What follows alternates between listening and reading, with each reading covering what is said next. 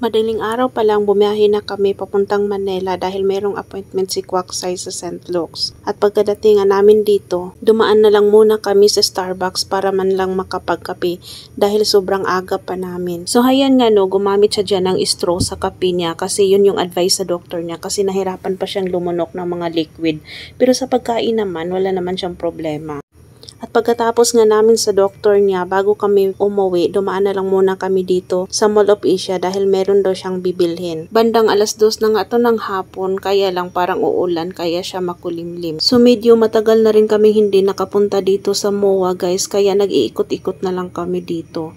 So hayan, dumaan lang siya ng bookstore kasi meron siyang bibilhin. So hayan, nakalimutan ko kung ano yung binili niya dyan. And then after nga namin dito, dumaan na rin kami sa Watson's. Ewan ko ba, bakit pa kami pumunta dito? Meron namang Watson's dito sa Tagaytay. So, haya, nagtitingin-tingin na lang kami. Meron nga pala din siyang binili dyan, yung yung hand cream. Pero, ito talaga yung sinadya ko dito, guys. Itong Kiko Milano. Kasi simula nung gumamit ako ng nila, ng lipstick nila. So, ito na talaga yung paborito ko. Kaya, super happy ng heart ko. And then, kumain lang kami bago kami uuwi ng Tagaytay. And then, kinabukasan, pumunta lang kami ng SM Dasmariñas dahil meron akong gustong bilhin.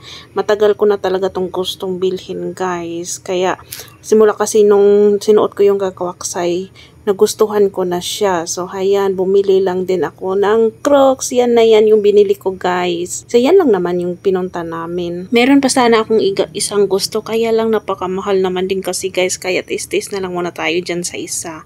So, ayan, pagkatapos namin doon sa Crocs, kumain lang din kami dito sa Jollibee dahil namimiss na namin kumain ng Jollibee. So, hayan, kain tayo, guys.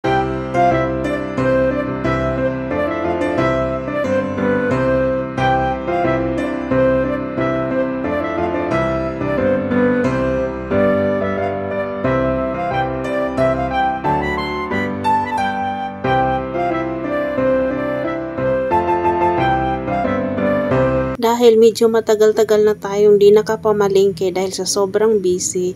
So ayan, na malingke lang kami guys. Bumili kami ng mga prutas, gulay. So ayan, grabe guys, ang mahal na ng mga bilihin ngayon. So ayan, bumili na rin ako ng kamote. Dahil masarap siya iprito. Paborito ko talaga ang pritong kamote.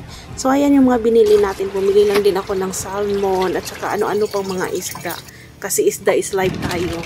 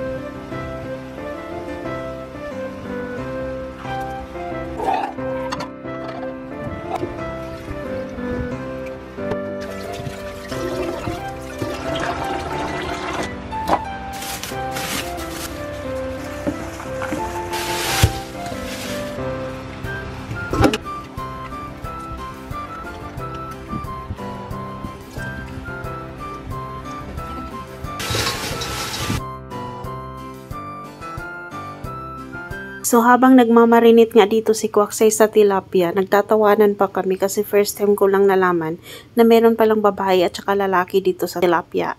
So sorry na, siya nga lang ang peg. Ngayon ko lang alam.